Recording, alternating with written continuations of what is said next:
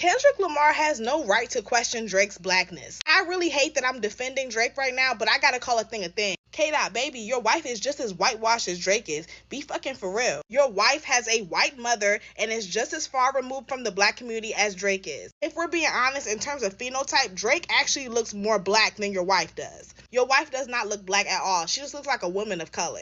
I noticed that with biracial women, y'all always want to call them black, but then want to switch it up when it comes to biracial men. I don't like that shit. Your wife actually has more in common with Drake than she does with you. She has a white mother just like Drake. She did not grow up with her father. She has no ties to the black community, and she struggled with her identity just like Drake did. Not only that, Kendrick Lamar lied and said that he loves dark-skinned women. Meanwhile, he's been married to a biracial light-skinned woman the whole time. Like, girl, your wife is the female equivalent of the person that you're dissing, so stop trying to act like you so down for the community. It's the hypocrisy for me. I just don't like that shit. Stop playing both sides of the fence. I know we don't like Drake, but Kendrick Lamar be pandering to the black community too, if we're being honest. Kendrick's wife is not biracial, and even if she was, that's not the fucking point. To get it out the way, her father is full black, her mother is biracial, which means that she's only a quarter whatever the hell else she got going on in there. She's absolutely light-skinned. If you want to have conversations about possible colorism, I guess, that came up with her in the early 2010s, we could, but she's not biracial. Importantly, they're high school sweethearts. They're both from Compton. Kendrick's critique of Drake is not merely that he's biracial. Kendrick's critique of Drake has two things in it. It has a lot of things in there, but let's get to the main point. You are not African American, period, and you did not grow up around black people. Now, yes, technically Drake's father is African American, I believe. I believe Dennis is from the US, but Drake, by his own admission, did not grow up around his father, and he grew up in Canada. Again, by Drake's own admission, his black family is in Memphis. Kendrick is saying is that your upbringing is white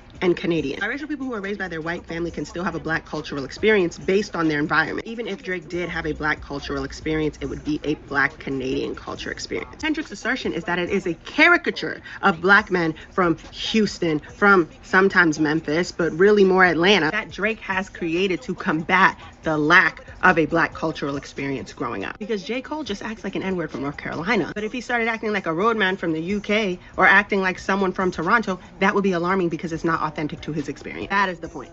That is the point. We got rap beef. We got rap beef. BBL, Drizzy, K. Dot, everybody going in, and we talking about it too. But you already know we coming at it from totally different lenses, totally different angles. And we're gonna surprise the hell out of y'all with some of the stuff that we're saying, because we know right now some of y'all trying to be the blackest person in the room. Y'all trying to be brother and sister righteous. Y'all trying to be brother and sister right on. Y'all trying to be brother and sister black man and black woman right now. Like the first young lady in the clip. You thinking too hard about this. You really thinking too hard about this. But hey, Joseph Ward, Professor Carl Tone Jones, Patrick Irving, we're here to break down what's going on. Is this rap beef or this just something? But also, we want to look at it from many different angles of what's going on, because this is one of the most entertaining and probably the greatest back and forth rap beef that we've ever seen in the history of hip hop. But what it also is doing, it's bringing up a lot of issues and shining a lot of lights on the black community. If you already in the know, then this is nothing new to you, right? But if you're not in the know, if you're a newbie, if you're a greenhorn, then welcome to the club. You're finna learn some things about black people, right? You're finna learn some things about black people that you might not like, but it's gonna rip the Band-Aid off and pull back the veil so we can authentically start to see ourselves for who we truly are and what we can actually truly be. Right. So that's what I love about this beef is, we talk about black culture. We get to open up on black culture, but we also get to open up on how goddamn accommodating and welcoming black people are. Mm-hmm. So we have to talk about that. But before we get into all of that, let's deal with what the young ladies was talking about in the clip. So PC, I'm gonna start with you. The dark-skinned young lady is basically saying that Kendrick Lamar is pandering to the black community, calling out Drake for being biracial, but also Drake's fake portrayal of being down with the black culture. And she's saying, well, how you gonna call Drake out when your wife is biracial? But then the other chick in the video come back and say, well, nah, she ain't biracial. She like a quarter white and all these things here. But just the overall conversation, this rap beat has sparked a larger conversation about race, colorism, and how black people see themselves and who's seen as authentically black, but also what the we are doing and what we're not doing with our culture. So what are your thoughts on the first two clips? Because I have another clip that that we're going to get to, but I want to talk about this first before we transition into that. It's amazing the hills we choose to die on.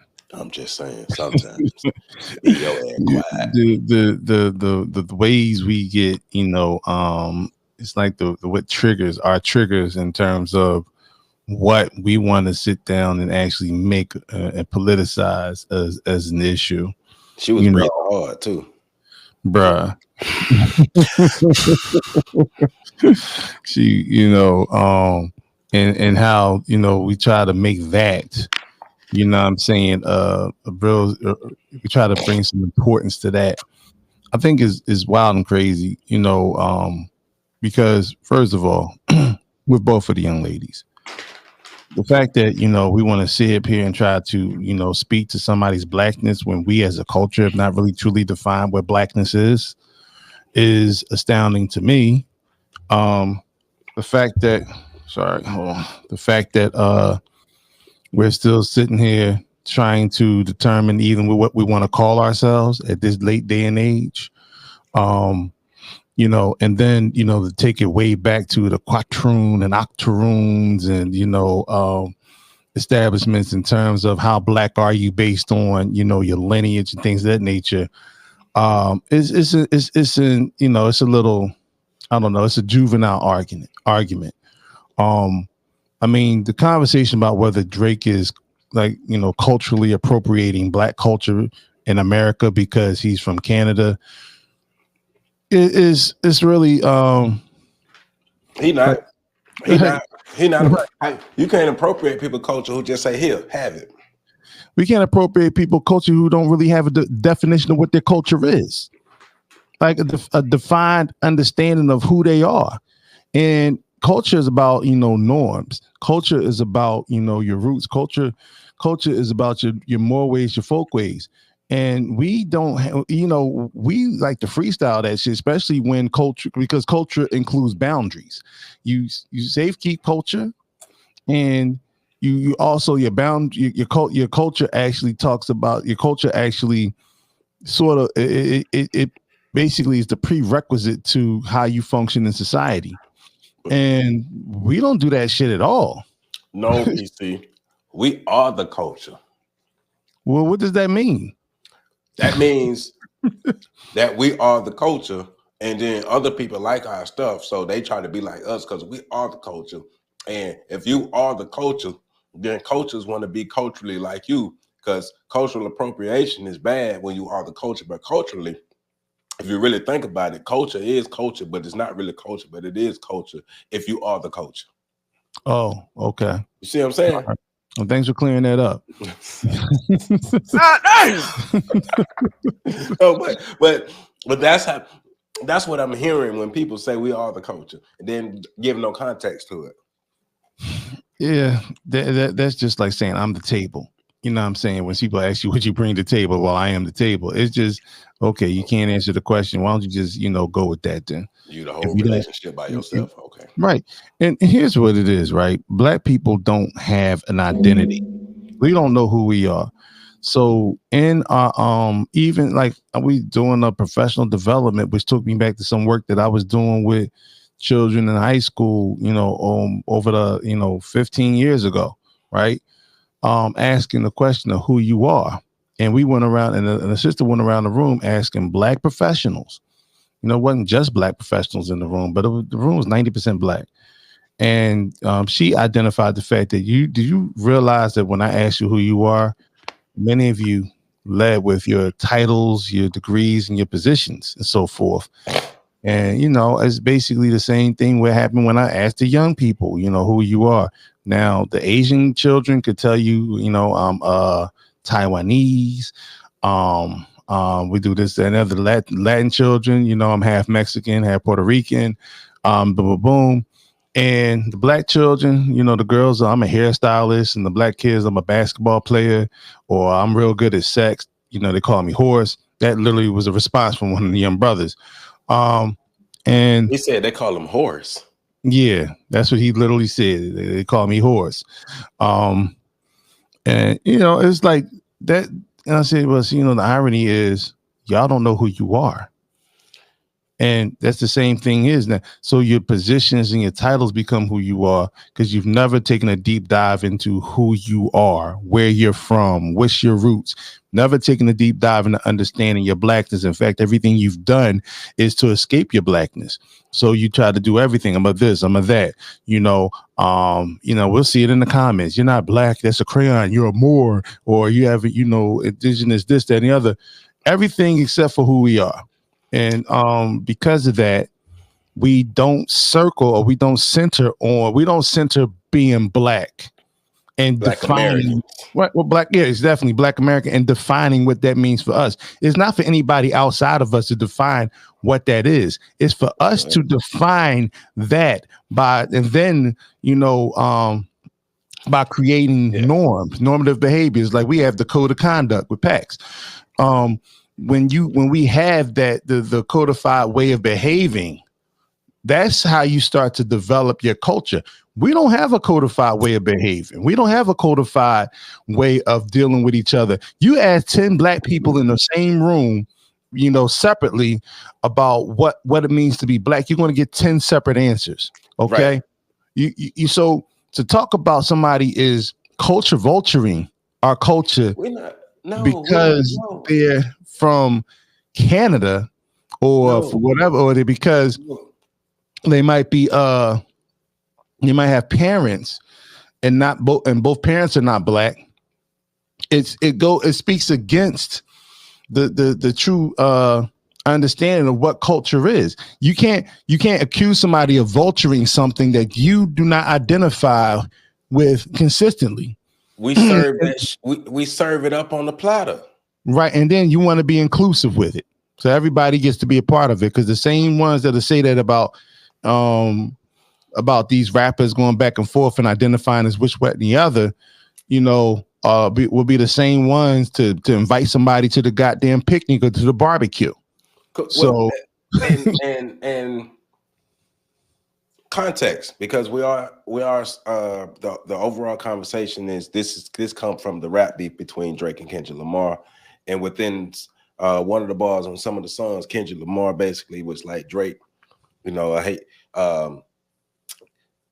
you're using black culture to become somebody. You're using black culture to be down. You're always gravitating to the worst parts of black culture. Your blackness is in question. Like within the bars, you're black, but that's what you're supposed to do when you beefing.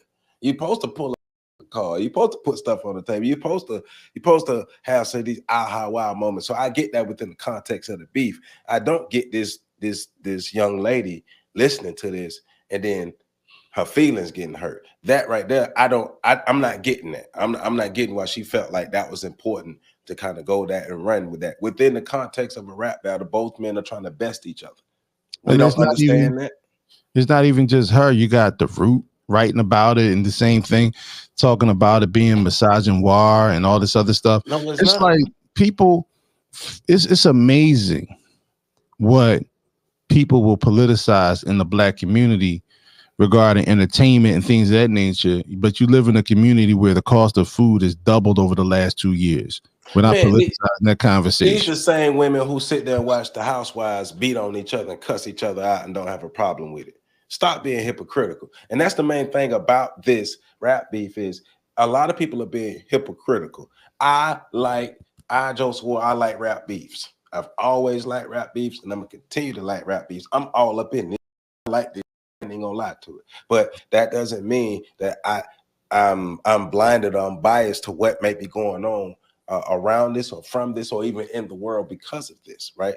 So, but it's let's not bring the hypocrisy into this. Let's not be the ones who you support the bullshit on this side, But when it comes to this, oh, because he called them out on some colorism or on some fake black stuff within a rap beef, now you want to get mad and breathing all hard in your microphone and, oh man, well, Kendrick Lamar, you're pandering to, it's rap beef, lady. What about that dude? The problem goes when they cross the line and they start to get physical and people's real life start to get messed up. That's when the problem happens. But this has always been a part of hip hop, to try to see who's the best because of the lyrics. If you don't like the genre, you don't like the genre. That's one thing. But don't be all up in here, you loving hip hop, you loving all the other going out, and then you hear this line and now you want to breathe hard into your microphone. Get the hell on, man.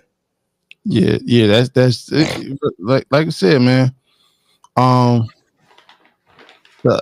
you brought up a good point. Rap has always been a competitive genre, you know.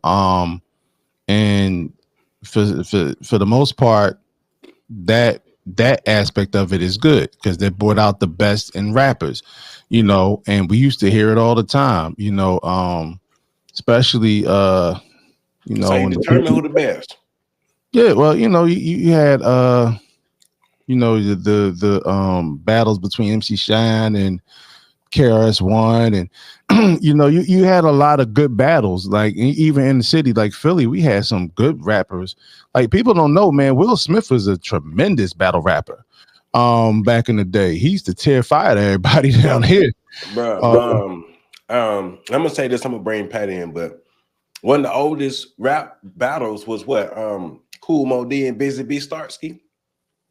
Yeah. Back in the day, I mean, and these things were celebrated. And to that point, and to that point, right? Because Kool Moe Dee also had one with LL, right? And there's a story that came out a couple years ago where Kool Moe Dee and his homies was at a club, and LL came in, and his homies was like, "Yo, there goes that young dude downstairs. You know, you want to see him?" And Kool Moe was like, "Man, come on, man. We gonna keep this on wax." You know what I'm saying? That's how we supposed to do this. We're gonna keep this on wax. You know what I'm saying? And in fact, he had a decade on LL anyway, so you know he's really grown man. And like, but the thing is, well, you know, they respected the art to the point where they never took it past that. We know that's the difference now. We understand that. And we're recognizing that's the difference. But that's also one of the things about this one is right now, everything is on wax with the exception of some of the things that have happened to Drake, which we're going to get to later. But I do want to bring Pat in. Pat, what you think about what the young lady's assessment of using Drake's race and him basically needing the boost from black culture to be who he is? I think the first young lady pretty much got squarely cleaned up by the second young lady. I don't know how you confuse it. Drake has always been kind of talked about and labeled in terms of being inauthentic. Right. It ain't even about the code switching or none of the other stuff. It's just the fact that Drake is fake. And we understand it.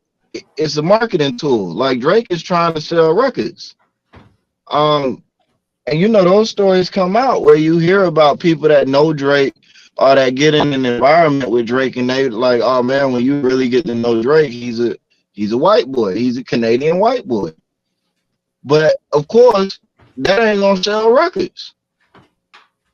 So he get on the record and he turn into a black dude from whatever borough or neighborhood or hood or street or whatever he need to be from in order to sell that record. The man is an actor. Like, let's not forget that. So I've always kind of seen Drake as just somebody that's playing a character. But that don't take away from the fact that the man can, in fact, rap. Yeah, so he can rap.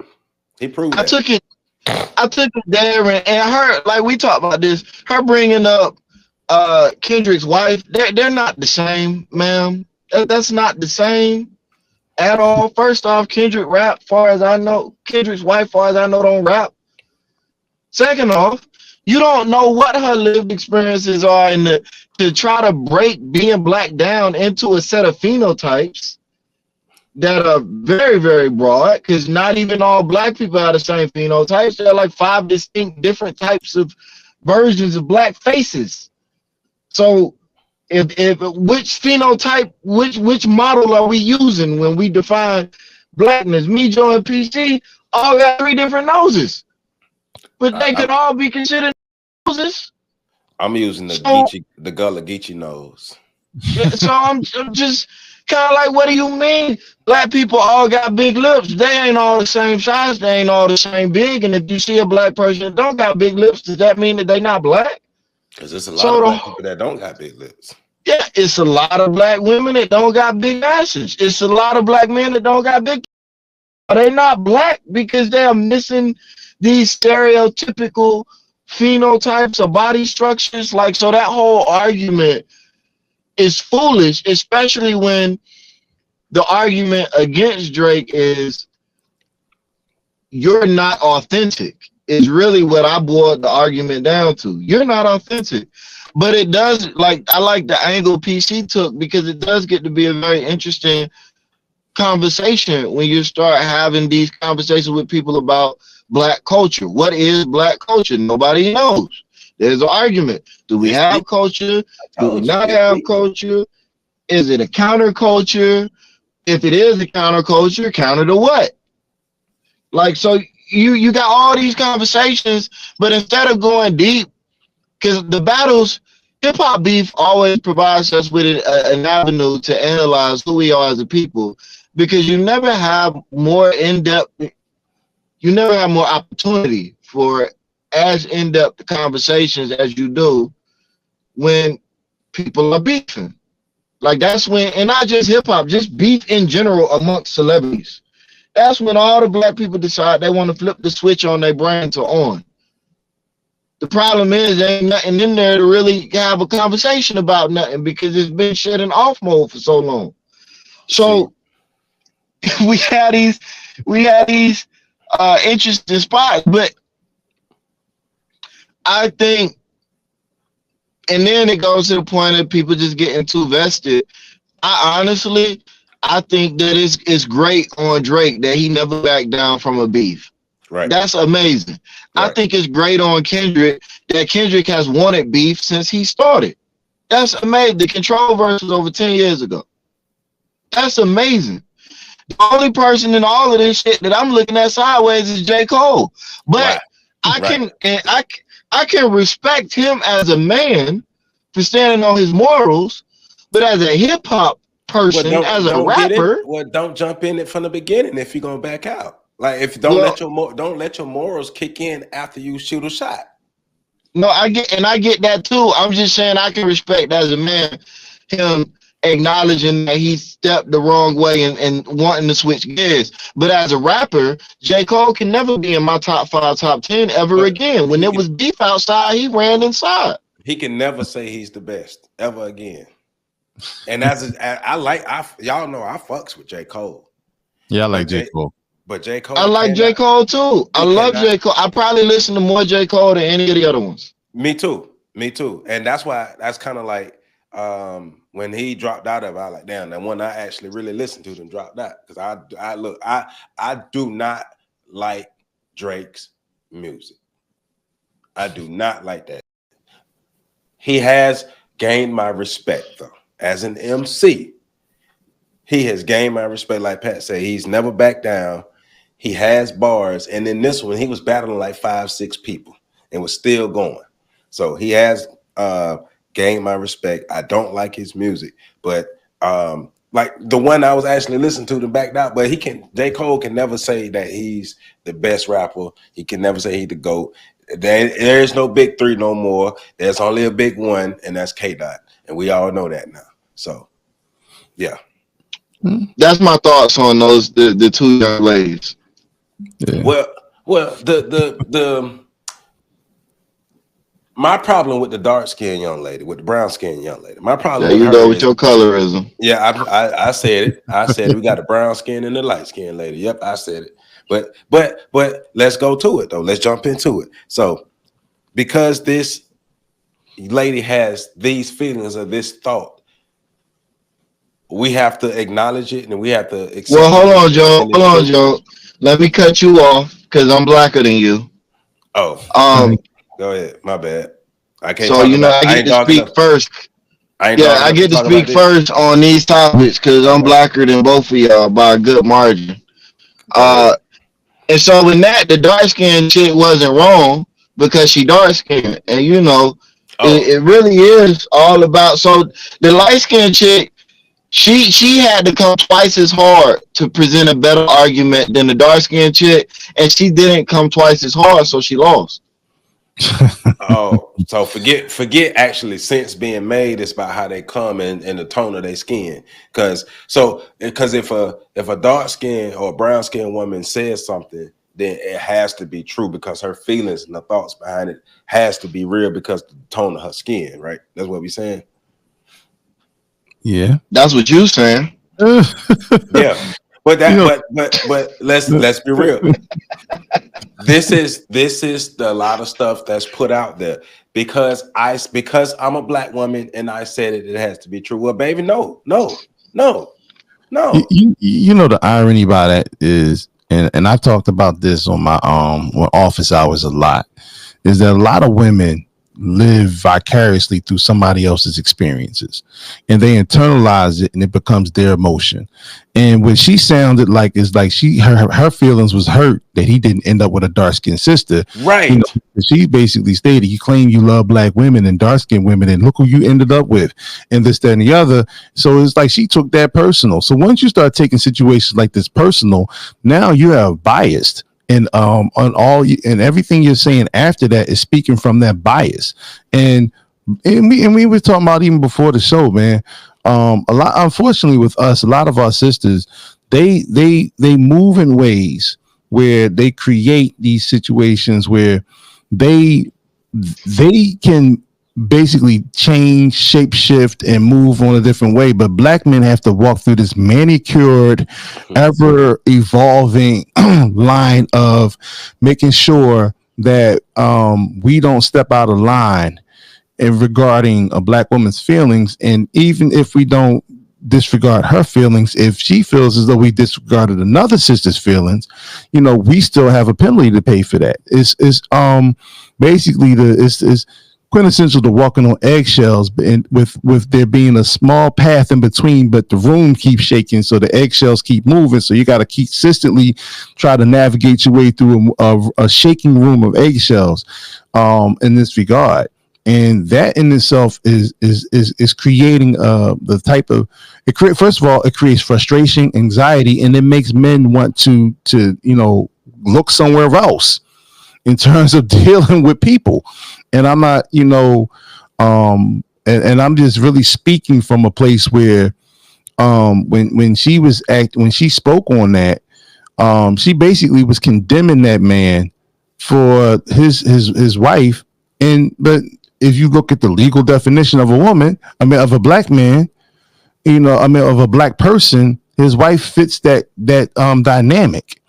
And like you said before, she don't know the wife's life, lived experience and things of that nature. So she jumped off the porch with this one, and unfortunately, that is the cultural norm. Now that's culture right there. That's a cultural norm that we've been facing dealing with.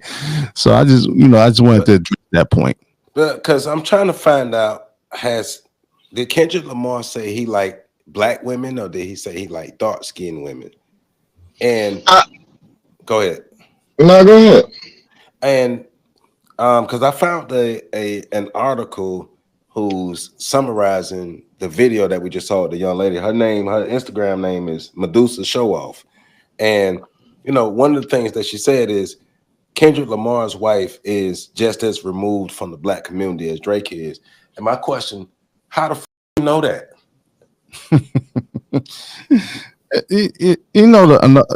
Listen, and this is me personally, right? And y'all both know this. I have an affinity for dark skinned women. Like I love Mm-hmm. dark skinned women. But if you look at the last couple women that I've been in a relationship with, they weren't dark skinned. Hey man, hey. If you like black women, you like black women. The tone of the goddamn black women don't matter. If you were, and I'm not saying this for you, But No. No. anybody out there watching, if you believe that authentic blackness is only dark skinned black people, you need to go. You need to pull your goddamn bottom lip over your head and It's a different form of colorism, isn't it? like the girl said in the video. There's no such thing as reverse colorism. Well, what the fuck? We ain't gonna use that term, but colorism goes both ways. Well, I think the challenge we have is, I think one of the things PC was touching on though is like it doesn't, you can have, just because you have a preference doesn't mean that it's everything else is locked out. Like I like cookies and cream ice cream. It's my favorite ice cream. That don't mean you won't find me occasionally eating vanilla or some other flavor. So if you see me sitting in an ice cream shop with an ice cream cone and it's anything other than cookies and cream, would you look at me and say, I thought you liked cookies and cream? And if you would do that, then I would look at you and say, I thought you was an adult. But the notion that like the young lady, the London, get my words out. The young lady's assertion that first of all, that the wife is biracial, she don't really know. And then the other assertion is, well, she didn't grow up in a black environment. Do you know this lady? Where do you get this information from? But that becomes another question, because what is a black environment? Because if her and Kendrick grew up together, I don't know if they did or not, but if they went to high school together, they high school sweethearts. He grew up in Bompton. He didn't. He grew up in the blood part of Compton, what they call Bompton. If they high school sweethearts, they've been together. Her ass grew up in Bompton too. And that's what I'm saying. Like if they shared that high school area together, and you saying that she didn't grow up black, then I mean, if it was a public high school, that means he didn't grow up black either. And so then it still becomes a thing of, okay, well then what's your point? And it doesn't really, like, it to me is taking it off of Kendrick's point was about Drake being inauthentic. Mm-hmm. That was the point. It wasn't about he's not black, he's not this, he's not real. Right. Which is supposed to be what all of this about being black is supposed to be about, being real. Right. Hip hop is supposed to be about being real. One of the greatest insults you can hurl at somebody is to call them fake. But I just found it crazy that out of all of this, the big thing, and this video has gone massive because it's in this article. Like one person is saying, Kendra's wife grew up in Compton. What you mean? She whitewashed and far removed. Somebody else is saying, tell me you don't understand the song without telling me you don't understand the song. Like you're saying, it was about Drake being an inauthentic rapper who associates himself with the worst aspects of black culture to feel black. That's what Kendrick was getting at. But because a brown to dark skinned black woman is upset that Kendrick's wife isn't brown to dark skinned, oh, now Kendrick don't care about the black community, Kendrick be pandering to the black community. Yeah, this shit over your head, baby. And let's talk about the how is Kendrick pandering to the black community? Because from what I know about Kendrick, I know more about Kendrick's philanthropy than I do about his music. Because again, I'm not really a big K-Dot fan. Right. But the brother does give back. Mm-hmm. I mean, he gives back tremendously. I mean, and he just gave back to the entirety of the YouTube reaction community by dropping all of the copyright claims on all of the songs he put out. Hey, nah, dog. He don't give back more than what's her name, Medusa. Medusa. He don't do more than Medusa. Medusa show off. He don't do more than her, dog, because she responded, bro. She be on TikTok and Instagram responded, so he can't do more than her.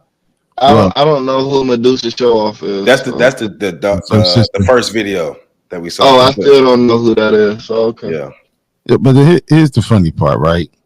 Because basically, what they call what he was calling Drake is a chameleon, right?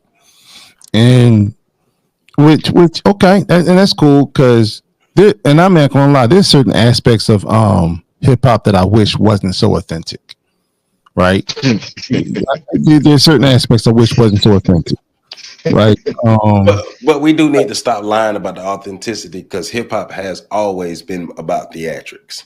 Right. And I wish you'd get back to that, honestly, because these cats today rapping. These cats got like $1 million bounties on their head right now for being authentic. You know what I'm saying? So I wish that it would get back to some of this thing where it was more so theatric. Nobody at Clint Eastwood ain't dropped no bodies in real life, but he's known as Dirty Harry. You talk about him. I wish it would get back to that. You know what I'm saying? Ronald Reagan was never a war hero. But, he had movies where he was a war hero. So he was able to play that role to become president of this country. Right. So, but what I got from the first sister, you said her name is Medusa, which, is an African goddess. Okay. Shout out to that. We ain't taking this. We ain't taking on this one. No. I didn't mess around. No. But basically the black experience means to a lot of people. Mm-hmm. That's what I've been getting at, yeah. And now we're not gonna give her the African goddess. We're gonna give her the Greek Titan. Right. But also, it's almost like the African experience is only gutter shit, man. You CPC, you too light skinned to get the black experience. I know, and the wild thing is, so was Malcolm X. He was lighter than me. I'm just saying. And that's my card, and I stick to that all the time. People, when you start talking about, having that particular conversation about measuring the person's blackness, all the famous black people that we deal with that got their picture darkened because you took black and white images were lighter than me. Stokely Carmichael was lighter than me. All these other cats was lighter than me, but yet and still they were revolutionaries, liberators, and things of that nature, and did more for black people than a lot of the black ass sold us out. We ain't gonna talk. That's colorism, PC. That's colorism. And it's real. if you're not like my skin tone, put all that off anyway. You can't talk about nothing in the black community unless you my skin tone or darker. But and that's the thing, right? Because that's another thing we gatekeep, right? Like, who the fuck on me that I'm not black and I don't live a black experience? And you know what I'm saying? And I'm not even putting it on me. I'm just saying in general, who is anybody? Where are you in status in life where you can be the judges of other people? You don't, most of these people have never done outside of tweeting, outside of going blogging, this, that, and the other. They've never spent a day really. A lot of these people live in ivory towers, and then they want to try to define the black experience, like the young sister who was talking. So suppose somebody comes up and say you don't speak black because you are very articulate in your language and your words. Now all of a sudden, now there's a conversation of, well, what does that define blackness? The fact that I can actually articulate my words and I can sound out my vowels and I can speak nasally and under, I'm saying, like, so we get to that part. She ain't authentically black because she got extensions in her hair and she got them teacher glasses on. But I don't like her turtleneck. Once again, real black people don't wear damn turtlenecks. But once again, and this is the crux of it all. People talk about, we don't even, like, we have culture. It's just not a positive culture. It's a culture of chaos. It's a culture of radicals, and I'm not talking about like people who are black fight the power and this and the other. I'm talking like free radicals. Like, this is the type of stuff that these particular molecules fly off in different directions and they pierce your vital organs. We have that culture. You know what I'm saying? We don't have a culture of like I said, understanding like cultural norms. We don't have that. The only ones that have that culture in our community right now are the street gangs. They got the cultural norms because they operate in that culture. And it's understood whether you're, via gangs in Philly, Chicago, Detroit, New York, Los Angeles, Florida, everybody in that culture understands the culture. As black people, we do not have a culture of proliferation, a culture that produces life, a culture that produces anything past this millennial. The only time we get together is to talk about bullshit or to chastise somebody. We don't talk about a culture that builds anybody up. We don't talk about a culture that creates an experiences where we're going to actually create institutions that that actually can sustain or promote or be a push to for generations to come. We don't have those conversations because that would take too much investment. That would take too much like sacrifice. Like we would sacrifice. Like how on Twitter all the time if we actually trying to actually build something. I have a phone all day. I don't have time to be on social media because I'm too busy building with young men. I'm too busy with building with young people. I had I told y'all today, I was working all day. We had like a work retreat. On my lunch break, I had to give a young sister, you know what I'm saying, counseling on my lunch break. I didn't even get a chance to eat. I don't have time. So why do we always have time for when we have time, when we really need to be out here utilizing this constructively? We are very destructive. And here's what happened. Here's the issue with problem with being destructive. When you're constructive, it's a slow process. Mortar and bricks. Let's look like a mortar and brick building. You take the mortar, it takes time to mix the mortar, you line up the bricks. Now you actually got the foundation. Because I ain't even talking about smoothing out the foundation. Now you got the foundation, you're laying it brick by brick by brick. Mortar, brick. And you know what? Eventually you'll build it to something. Maybe because you have plans, you have designs, you know exactly what you want out of this. But if I pull up with a wrecking ball, I can destroy a year of your progress in one swift blow. And we have a bunch of people with wrecking balls. And that's why we struggle with the whole concept of culture, because all we know how to do is tear down. Heard that lady there. Because I found a post on Instagram and they tearing their ass up in his comments. But one of the things is basically she's trying to say that Kendrick is inauthentic because his wife's skin tone isn't dark enough. And according to her, his wife is a mixed race woman. And Kendrick has said that he loves dark skinned women, but he ended up in a relationship with according to her, a mixed race woman, and she don't like it. She need to go watch School Days. Hey, this funny right here.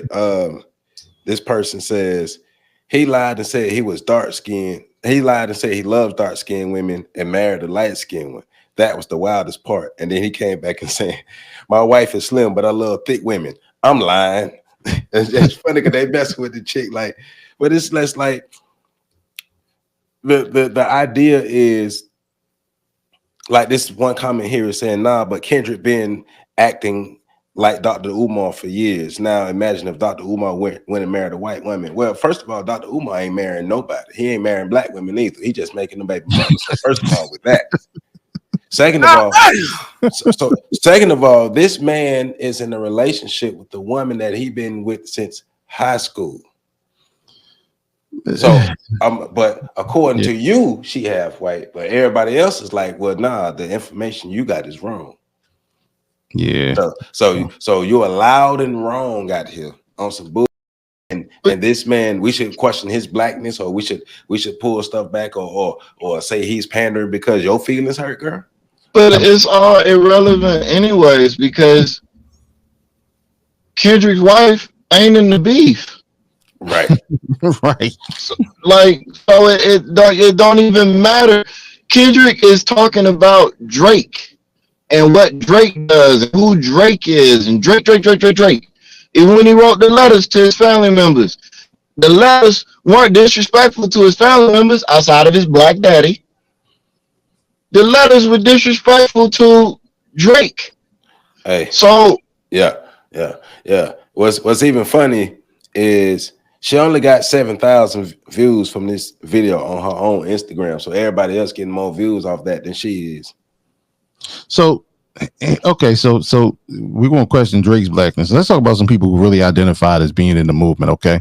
Because I don't see nobody questioning Nina Simone's blackness, and she moved to France and only dealt with French men. Ain't nobody questioning Maya Angelou. Maya Angelou, let's go. Maya Angelou, we can run that list. Nika Giovanni, Angela Davis is on my list. I mean, we can go down the list of all people who actually married white people. Bernie Sanders. Bernie Sanders, yep. Right, like we can go down the list when we decide that, we want to, strip this hypocritical ban, all the cultural leaders of Africa that we revere, all those men had white wives. All Amen. of them. Amen. Then you never see a picture of the women, the wives. See, the problem is, Yeah. the And problem is, hold on, Joe. I want to jump on PC real quick. Go ahead. It wasn't just the black men that had white wives. It was the black women too. Everybody had a white wife. Right. Hey, dog. Whatever Medusa said is right because she got the right skin tone, and that's our problem as black people. See, those of us black, I'm in the middle, right? It depends on the time of the year. If I can go closer to the dark skin side or closer to the light skin side, no, it's more summertime, so I'm closer to Pat than I am to UPC right now. Your time is coming. But I'm just saying, hey, wait, October, November, we back, right? But but you got to remember though, dog, you have to have a certain skin tone to be able to make any comments about anything black. And if you don't have a certain skin tone, then you offending people who are darker than you, because you have to understand the effects that slavery had. Because remember, slavery treated dark-skinned people worse than it treated light-skinned people. And man, go to the Smith. It's proof in the Smithsonian, bro. But see, I'm trying to tell y'all where to go find the evidence that dark-skinned people had it worse than light-skinned people. It's in the Smithsonian. So you want to listen? You want to cut me off? So fuck it. No, I mean, because I feel like Medusa 6ix9ine is getting a lot of airtime. Hey. She started this shit as gonna get. Well, the thing about the beef is I've really only the stuff y'all share in the group that I've actually heard. Now I did see like the Kendrick Lamar thing only because there was a couple clips on YouTube and Instagram where they did the characters, like the cartoon character joints, and I thought those was like brilliant. But and I like there's no big three, it's just big me. I've heard that joint. And so I followed mostly based on like from like what y'all are talking about, from like the political aspect of what he's talking about. I won't even say political, I'll just say the commentary. And he's brought up some really interesting. He did a lot of exposing. He made you think about Drake. Yeah, he's brought up some stuff, and as usual, you find out they started off as friends, and that's typically what happens in the rap world somehow, some way. They become mortal enemies on some particular platform or whatever. I mean, some place or whatever. But I actually am, when I hear it, I actually like the creativity of like their rap. I like the back and forth. I like that. And Drake Drake is battling a lot of people right now because he got 5 people. I heard Common say something about Drake. Common need to sit down. Common, you bet not come into this. Common, you bet not. He already did. Common was in it before it blew up. Because I mean, the thing about it is, and I apologize to Tekashi 6ix9ine for associating him with Medusa. That wasn't my intention. But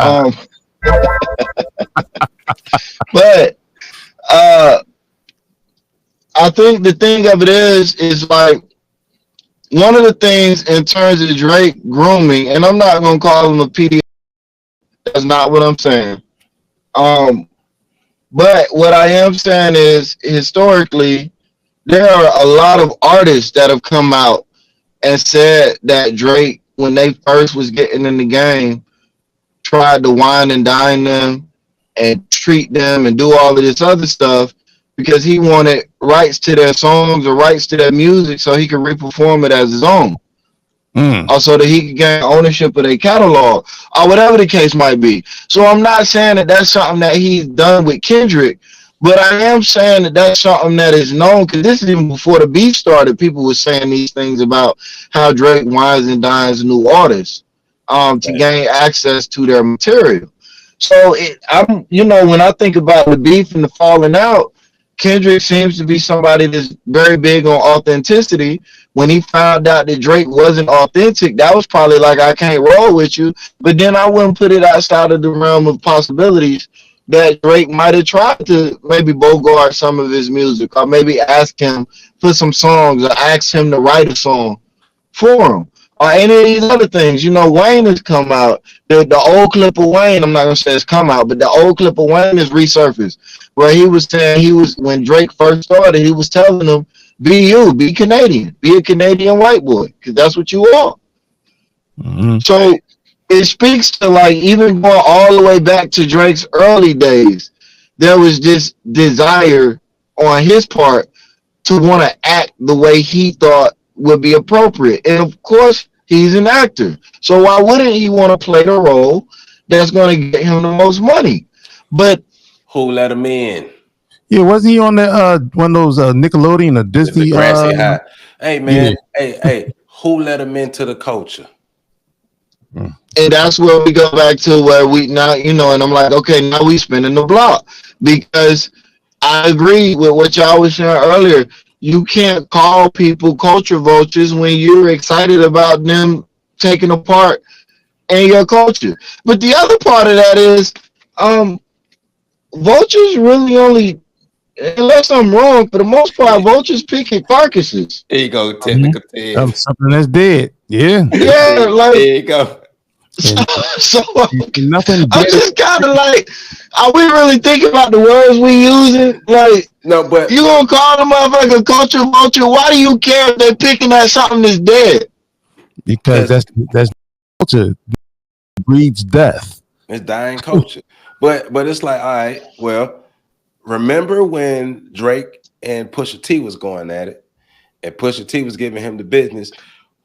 Who was the record executive that was supposedly keeping Drake from responding? What was his name? Because he's from Houston. You talking about Jay Prince? Jay Prince, right? So we got Jay Prince, and we got all the Cash Money. You even have to look at K. Dot himself, because you was with him back in the days, and all these other people who are now, you know, turning on Drake and talking about Drake and putting all this information out. You all were a part of creating this monster as well. You all Yep, tried to Rick help. Ross is in there too. You all tried to help this Canadian dude become an American black dude, and you all accepted everything that he was doing that was you know, uplifting or putting the spotlight on the negatives of black culture. Okay, and don't get mad. I think he's lame. I think Drake is lame as for this sexy red stuff, but you all gave him the footstool to have some ground to stand on to be able to do this stuff. You can't get mad at it now. You all helped create the monster. Well, And hold on. Oh, go ahead, Joe. I mean, Pat. no, I was just gonna say that's actually something that Kendrick indirectly called out when he did. I think it was the last song, "Not Like Us," where he talked about all of the people that lended Drake credibility, and I think a lot of people took that as, I took it as a two-way shot. For me, not only was it an attack on Drake, but it was also looking at it from the angle that PC and you're presenting it. It's also an attack on those people. Y'all stood next to him and lended him a portion of your credibility. Y'all did this. Yep. Yeah, the cosign. I mean, they only stopped cosigning when he did that weird ass video when he was dancing. But you want the grassy dude to be hood, and then when that's not who he is. He only puts the mask on, and guess what?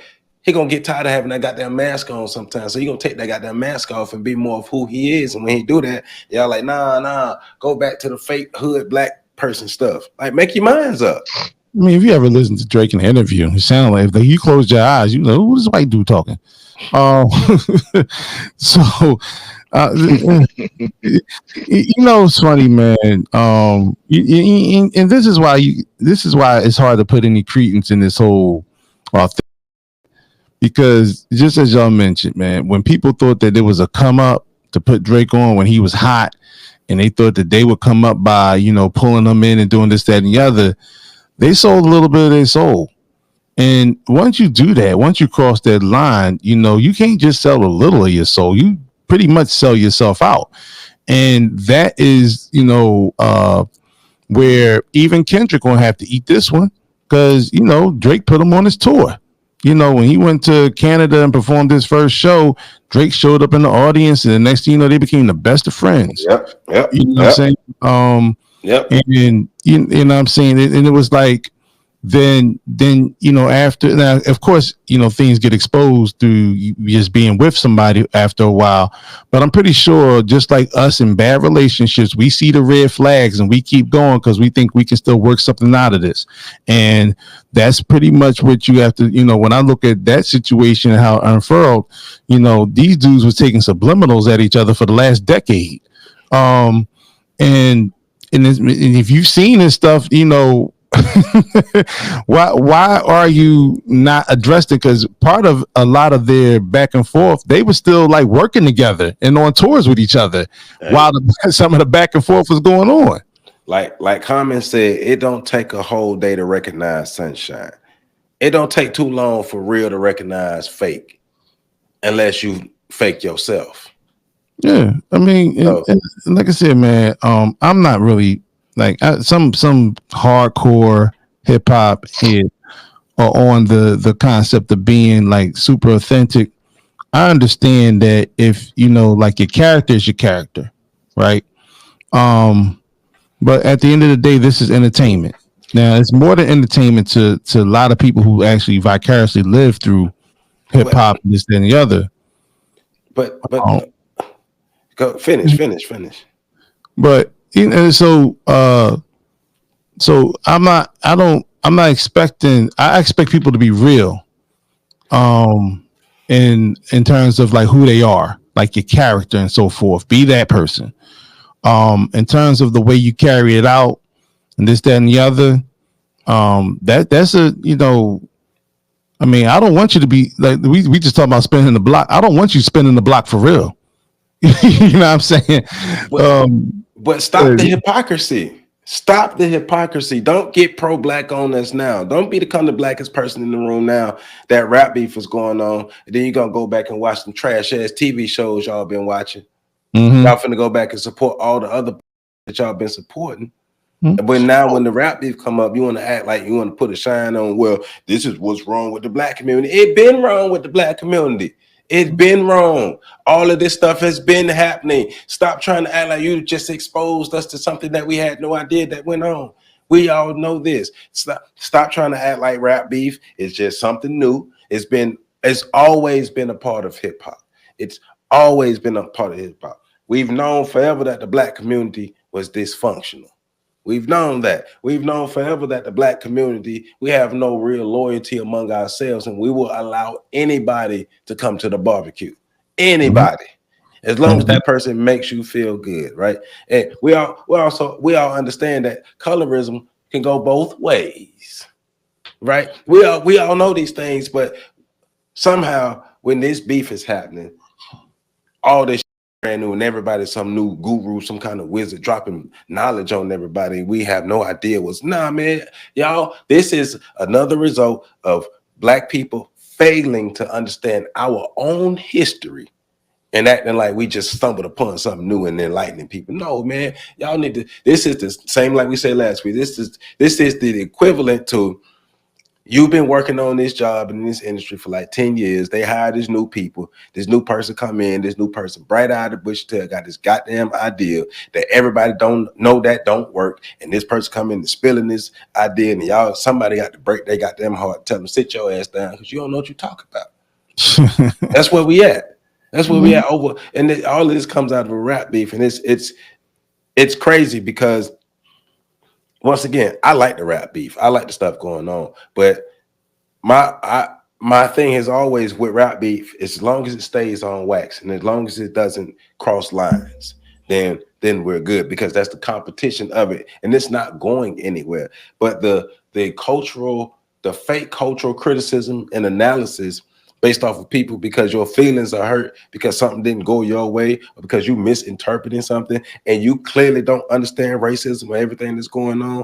And just black people, I don't give a what skin tone you got. That does not make you the expert or the voice of the community just because your skin may be a little darker than somebody else's. Stop that dumb shit. Nobody's listening to you. Nobody.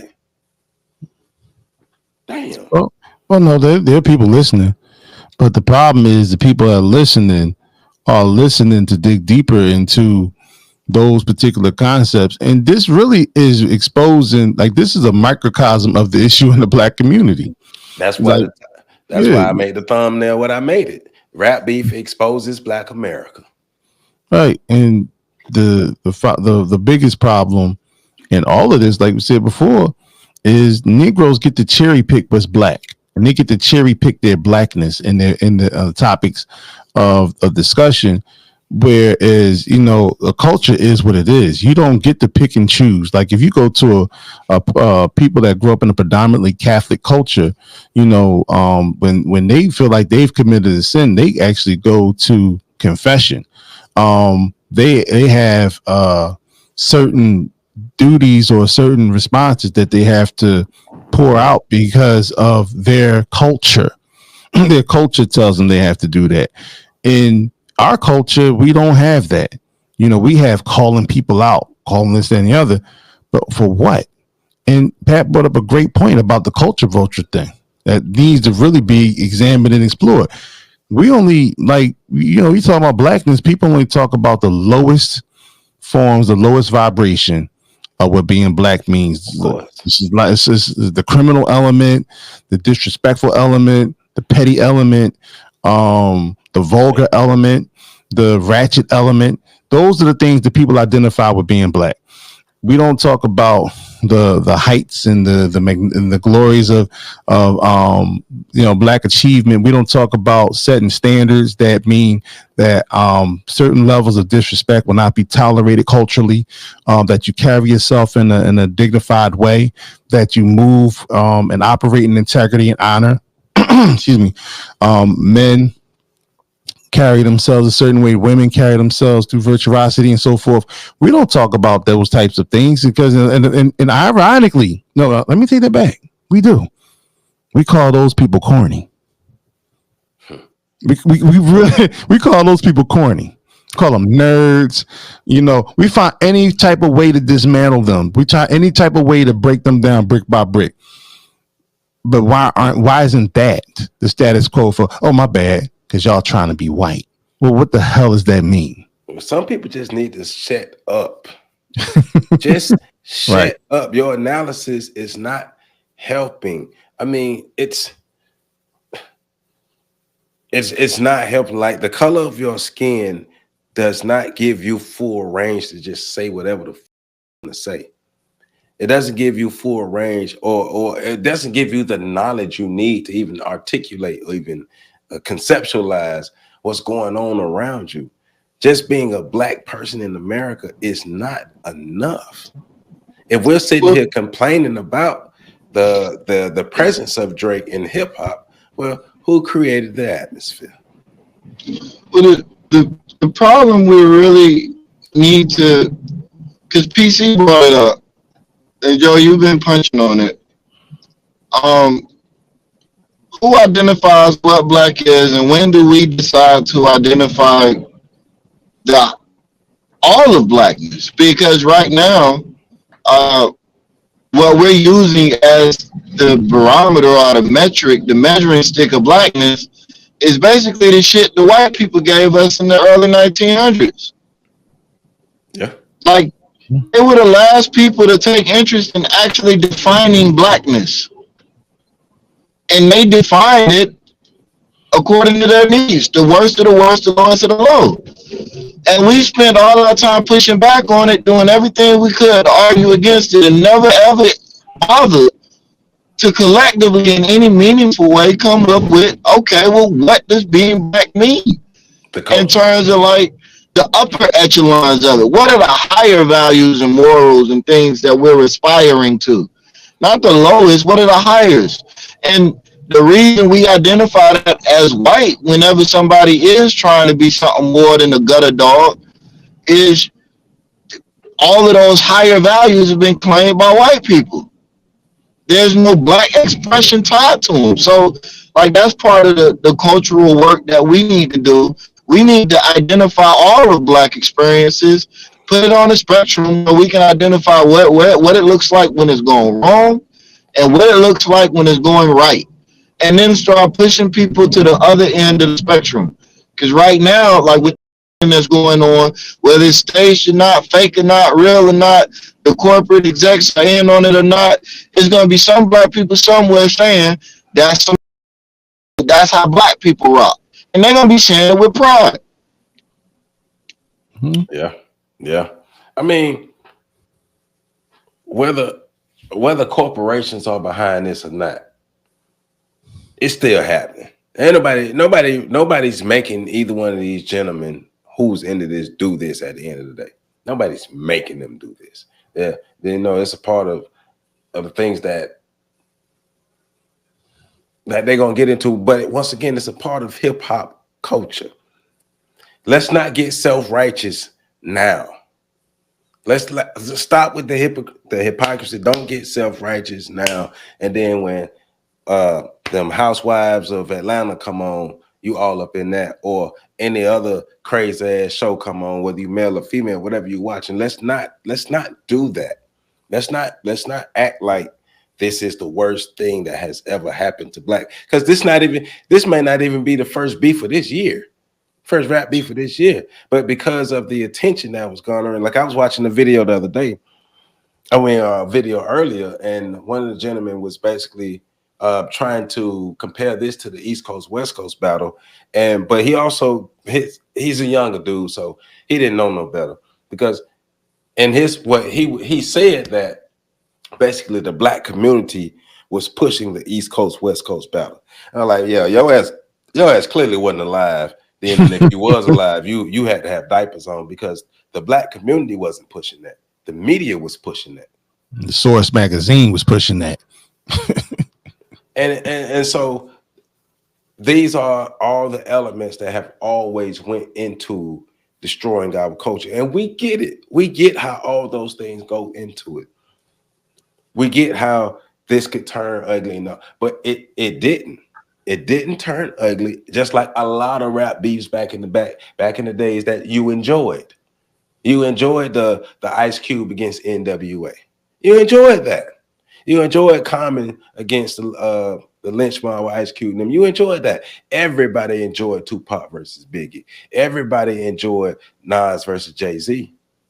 Nas versus Jay-Z. What are cultural conversations around Nas and Jay-Z that y'all having now? Well, to be fair though, there wasn't really a Tupac versus Biggie. There was a Tupac at Biggie. Of course, and it was pushed by the media. No. So, it's Biggie versus Nas, but nobody knew because they were just subliminal with it. But rap beefs have like LL Cool J and Cannabis. LL Cool J and Tupac. I'm just saying. LL Cool J done battled a lot of. That's what you're supposed to do. That's how you become the GOAT, right? I'm just saying. Yeah, but he took that L to Cannabis. I mean, yeah, he did. But just for the overall conversation, getting people to understand, in hip hop, that's how you determine who's the best rapper. They have to test their skills against each other. Now, the issue comes in if it goes too far, especially if it goes violent. You had cats battling on the same song. but think about how hip hop artists would get on, like DMX. That's a part of DMX's legacy, is being ready and able to battle anybody anywhere. One of the famous DMX songs is or stories about him whooping Jay-Z in the battle. Like that's how hip hop got on. So that's how rappers got on in the hip hop game. So let's not get brand new now because everybody want to try to act like they self-righteous because they got social media now. Well, I think that's one of the interesting things we can attach to black culture is that it is hyper competitive. Right. And when it's working well, it's working well for us. We're building, we're doing all of these things. And when it becomes toxic, clearly it can go very bad. Everybody knows negative competition is very destructive. Right. So, being able to identify what does positive competition look like and how can we foster more of that? Because anytime you get a group of black folk together, there's going to be some form of competition that's going to rise, whether it's talking about your mama, whether it's who most chicks, the best chicks, who chick, whatever. It's going to be a competition.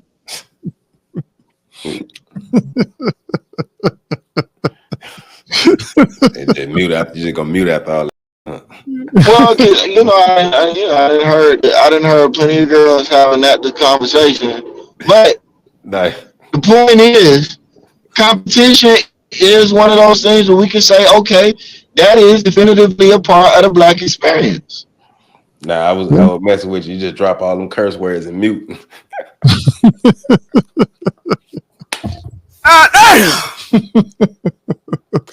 but not to continue beating a dead horse, but the thing is, we're here at this juncture once again having conversations like this because we're too welcoming with what we perceive as our culture or how we see our culture, how we go about expressing ourselves. Because we feel like black people feel like we supposed to be the superheroes of the world, and we're supposed to be having allegiance with every other group of people, and we're supposed to just welcome everybody in. We're not paying attention to our history because our history shows that when we let people in, they f our stuff up and they take it from us. Sounds familiar? That's why hip hop is the way it is right now, because we were too welcoming with it and they took our. All right, BBL Drizzy. Hey, Joseph Ward, Professor Carl Tone Jones, Patrick Irvin. Is this rap beef or nigga shit? Get in the comments. FatLifeStation.com, FatLifeStation.com. You know the link is in the description. Make sure y'all get that. And everything is everything. We'll catch y'all later, man. Bye. We finna go listen to some more rap beef.